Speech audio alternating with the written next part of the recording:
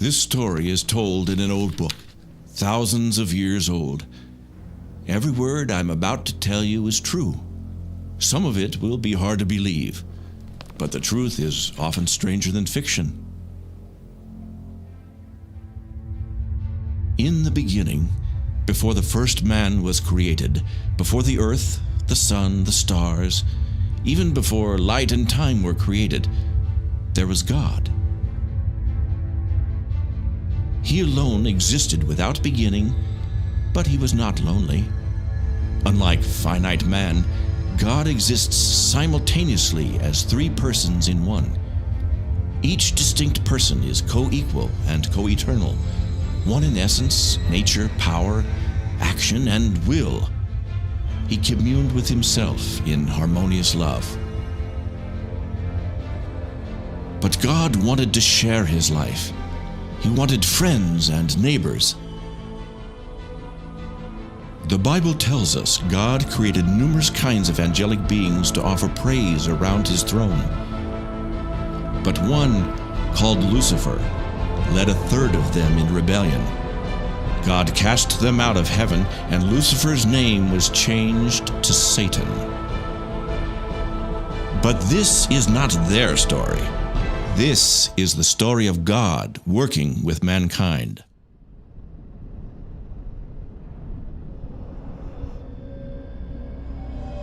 In the beginning, God created the heaven and the earth.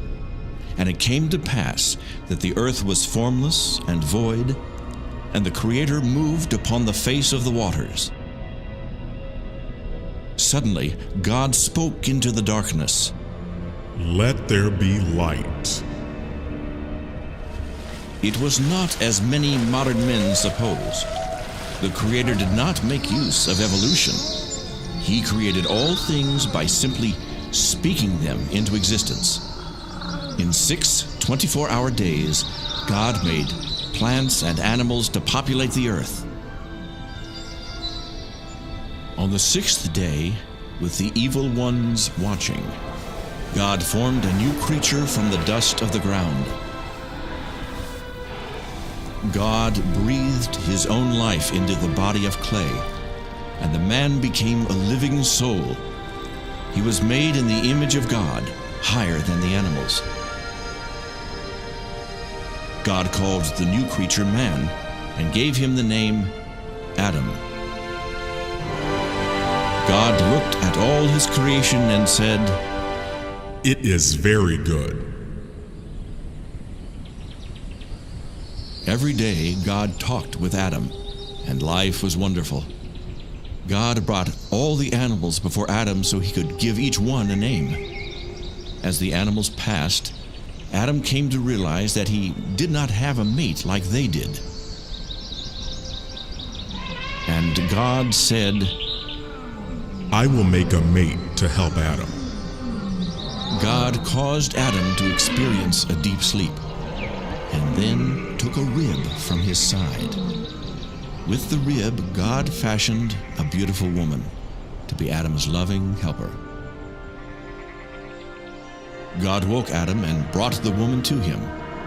He told them to have children and replenish the earth, and Adam called his beautiful new wife Eve. They were both naked, but, like children, they were not aware of it. "She is bone of my bone and flesh of my flesh." Satan, the evil one, watched.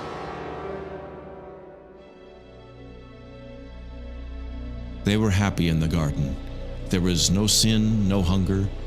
It never got too hot nor too cold. God spoke of the trees, saying, "You may eat of all the trees in the garden, but do not eat from this one tree in the middle of the garden. For in the day you eat, you will die." Satan hated God and wanted to destroy what God was doing. But he needed a way to communicate with Eve. So he entered the body of a beautiful creature and spoke through its mouth. "Has God told you that you cannot eat from every tree in the garden?" He said we can eat of every tree except this one, but if we touch it, we will die. Ha! You will not die. You'll be like the gods when you eat. You'll be enlightened as we are, and you will know all about good and evil. It is beautiful to look upon, and it does look like it would be good for food, and it will make me wise to eat it. But God said not to eat this fruit. Eve did not know what good and evil were. Eve disobeyed God and ate the fruit. Too late, Eve realized that she had been deceived. It caused her to know good and evil, but the evil took control. Eve took the fruit to her husband and talked him into eating it. See, I didn't die. Eat and it will make you wise also. They were enlightened and were ashamed of their nakedness. He will kill you now. Look what he did to me. What have we done? We disobeyed God. He will be coming soon. We must cover our nakedness. Adam, where are you? I heard your voice, and I was afraid because I was naked. Who told you that you were naked? Did you disobey me and eat of the forbidden fruit? The woman you gave me made me do it. The serpent deceived me. He told me I wouldn't die and that I would be like you. But I'm not like you. I feel awful.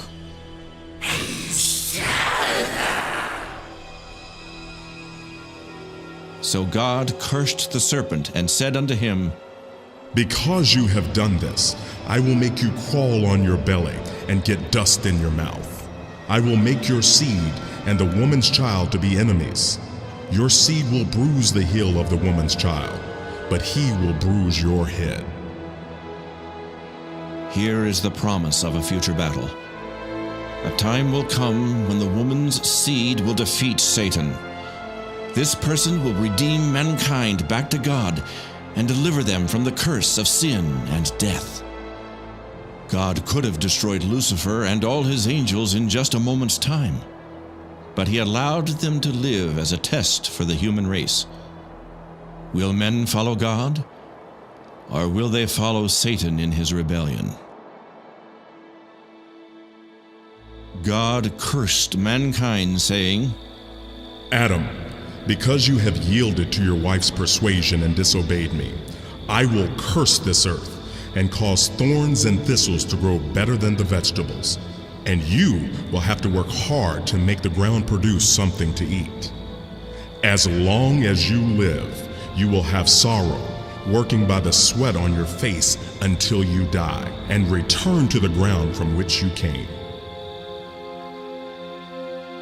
It was now time for Adam and Eve to die just as God promised.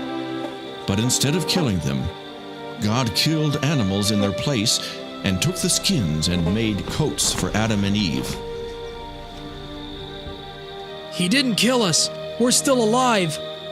He killed the animals instead of us. Adam and Eve didn't die that day because innocent animals died in their places. But the death sentence had passed upon them, and eventually they too would die. Death is the penalty for sin. Since Adam and Eve were now sinners, God put them out of the beautiful garden, so they would not eat of the tree of life and live forever in their sinful states. God placed a special kind of angel called a cherubim at the entrance to the garden to keep anyone from getting to the tree of life.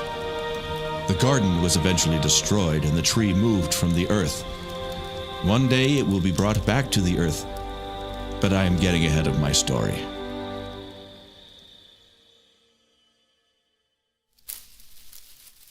Adam and Eve had many children. Later, their sons and daughters would marry each other and have children of their own. Their first son, Cain, grew vegetables and fruit. Their second son, Abel, raised animals. Could it be that one of them would be the promised son who would destroy Satan? Cain and Abel knew about God and the events in the garden. But God no longer walked and talked with humanity. Adam and all his descendants were separated from God by Adam's disobedience. Life was hard without God.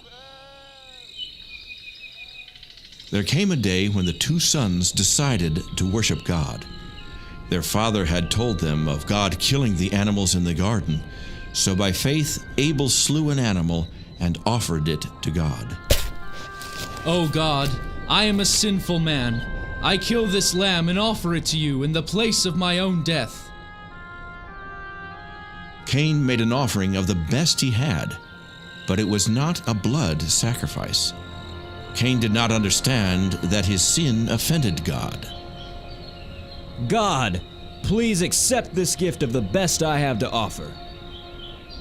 Will one of these men be the promised Redeemer?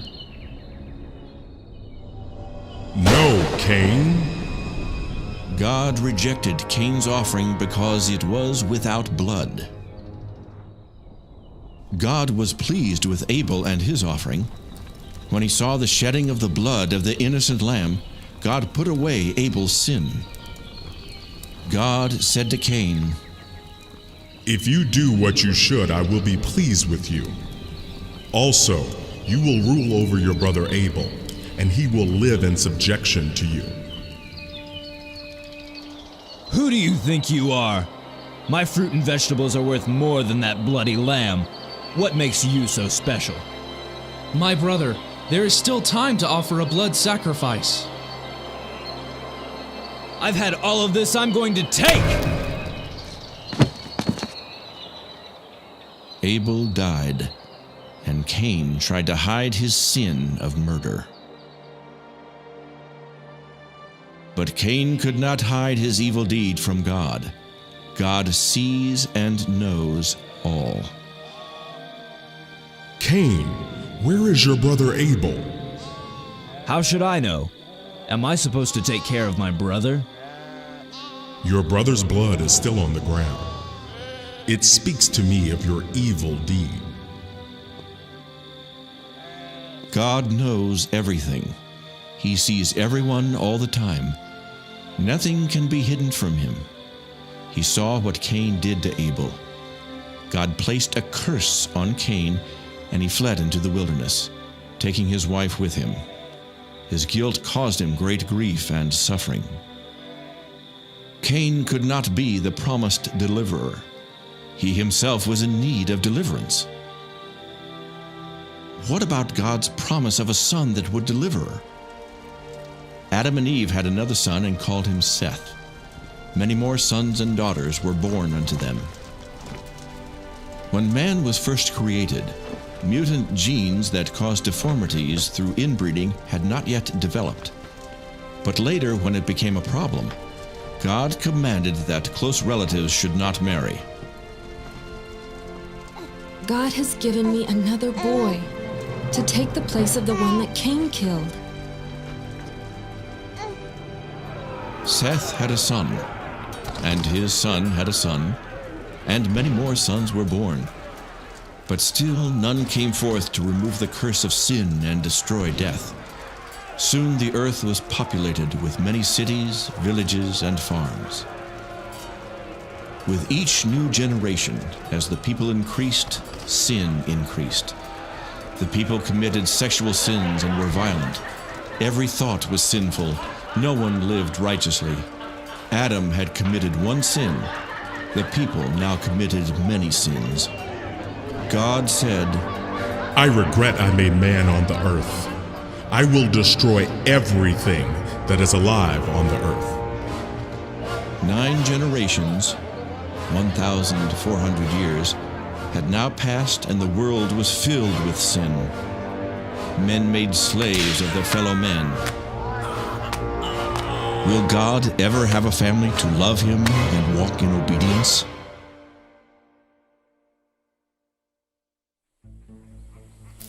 But there was one man who practiced justice and always did the right thing.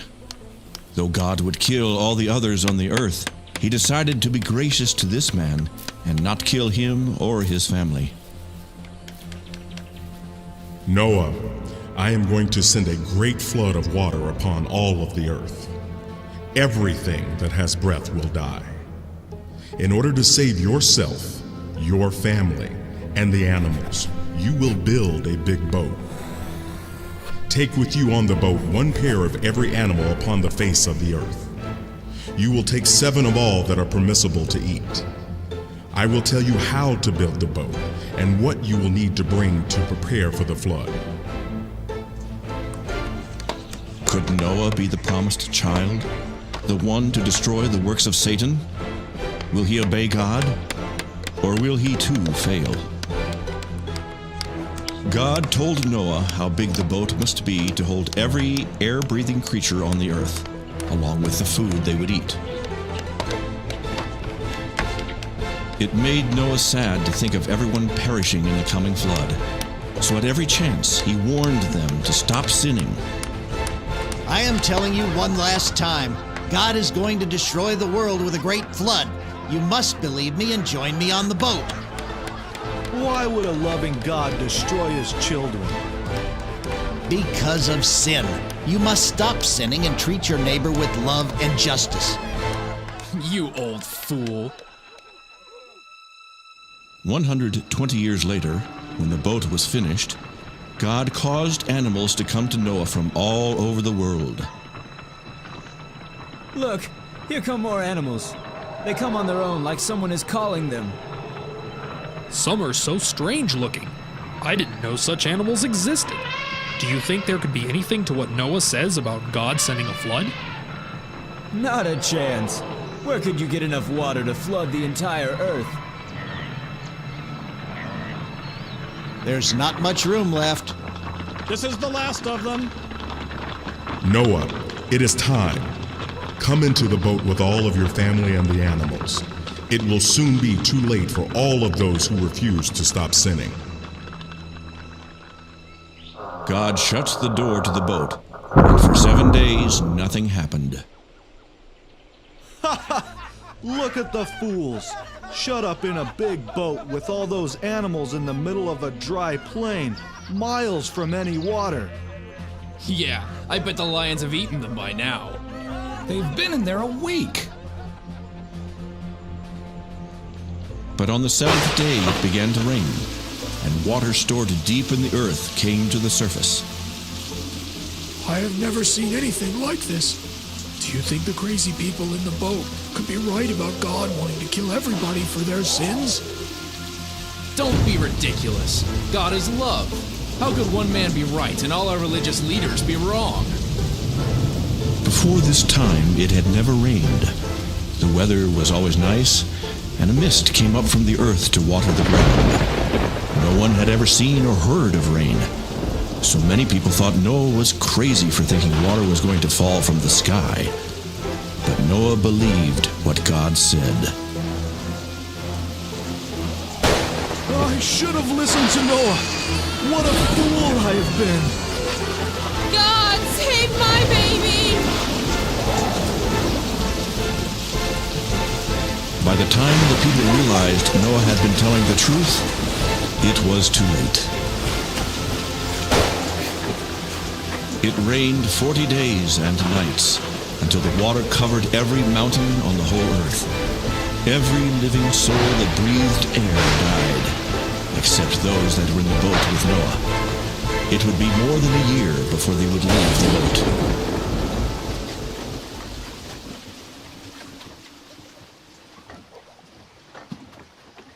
I'll be glad when the water goes down and we can leave this boat.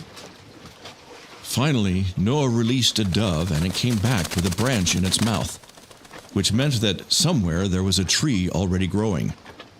Later, he again released it, and that time it did not come back, which meant it had found a good place to live. Before long, the boat settled on a mountaintop called Ararat. Everyone came out to a new world, a world without sin. Noah built an altar and offered animal sacrifices to God. Though Noah was a just man, there was still sin in his heart. These blood sacrifices were offered to God in substitution for the lives of Noah and all his family. The animals represented the 8 who should have died in the flood, but were spared by the grace of God. It was something like what God did in the garden when he killed animals to make coverings for Adam and Eve. I will give you a rainbow in the sky as a reminder that I will never again destroy the earth with water. You should have many children and scatter out to repopulate the whole earth. I will make animals to fear men. You may eat of any creature that is alive and crawling on the earth, just as you eat vegetables and herbs, but you are not to eat the blood of any creature. Do not kill anyone. If someone is found to be guilty of killing another, then he is to be killed by other men. If a man sheds the blood of another man, then other men should shed his blood to pay for his crime, because the life is in the blood. Noah became a farmer and planted grapes. The new world was lonely with just 4 families, but soon his sons were having children of their own. Noah discovered that by putting fruit in a container and leaving it for a few weeks, it made an alcoholic drink that caused him to feel funny. Noah got to liking the drink so much that at times he couldn't work. He would just fall down unconscious. It made him do things that displeased God. One day, Noah got so drunk that he made himself naked and then passed out. His son, Ham, looked on his father's shame and found pleasure in it. He told his brothers in a mocking tone what he had seen. When Noah awoke, his sons told him what Ham had done. Your son, Canaan, and all his descendants will be the servants of the descendants of your brother Shem. Many years later, this prophecy came true. The Canaanites occupied Palestine and ended up in servitude to the Jews. Noah and his family found grace in the eyes of God. God killed every one except those 8 people. In time, Japheth went west and north to settle and repopulate. Shem went east and settled in Asia. Ham went south and settled in Africa and southern Asia. The descendants of his son, Canaan, settled in what is now called Palestine. And so the world was repopulated. Noah's son, Ham, had a son named Cush, and then Cush had a son named Nimrod. Nimrod grew up to be a mighty hunter and was well known throughout the whole earth. He refused to obey God and started his own false religion in a place called Babylon. The people of Babylon did not want to scatter out and repopulate the earth as God had commanded. So they got together and built a great and high tower as a center of worship. But it was not their creator they worshipped. Satan led them to create their own gods out of wood, stone, and metal. God was angry at their refusal to scatter over the earth, so he caused the people to speak many different languages.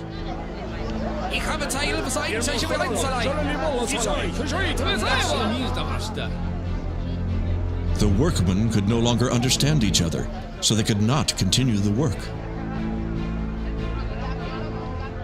Each language group went its own way. Some people went to distant places in the earth.